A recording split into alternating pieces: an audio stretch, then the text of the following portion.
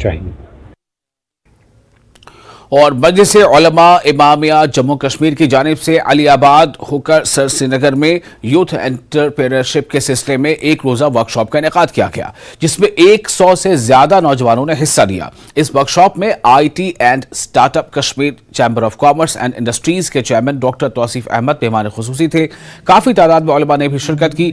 माहिरीन ने बेरोजगारी को दूर करने और रोजगार के वसाइल के हुसूल पर तबादले ख्याल किया।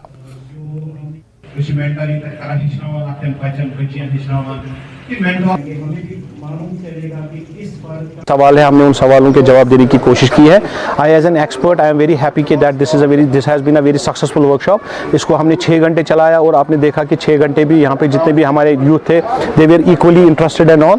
तो हम चाहते हैं कि ऐसे और ज़्यादा हो जाएं, ताकि जो हमें अनएम्प्लॉयड के मेन से अभी हम जा रहे हैं कि जो हमारे पास एक बहुत बड़ा चैलेंज है, I think that has to be faced with everyone. और हर किसी उलमाए जितने भी हमारे यहाँ पे कमिटीज़ है, लोकल कमिटीज़ है, मस्जिद कमिटीज़ है, I think they should copy this and took this initiative.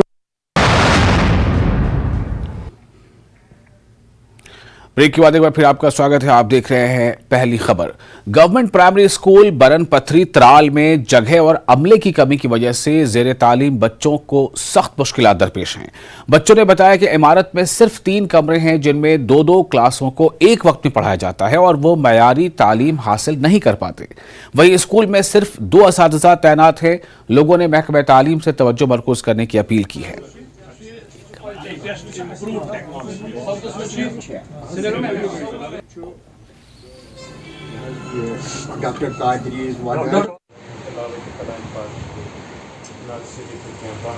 हमारी बेसिकली मीटिंग इसलिए थी कि जो अपग्रेडेशन हमारी डायग्नोस्टिक सेंटर की हुई, इसमें हमने कुछ नई मशीनरीज ऐड की, जिसमें 5 चैम्बर CBC एनालाइज़र जो साउथ कश्मीर में प्राइवेट सेक्टर में पहला ऐसा है, और उसके साथ साथ जो फर्दर एक्सपेंशन डायग्नोस्टिक सेंटर का जो हम चाहते हैं कि एक छोटे मोटे अस्पताल की शेप ले, उस सिलसिले में हमने अपने इलाके के सभी ज़ोमा को बुलाया था कि किस तरह से हम ये एक्सपेंशन करें ताकि आम लोगों को ये फैसिलिटी डोर स्टेप पे अवेलेबल रहे।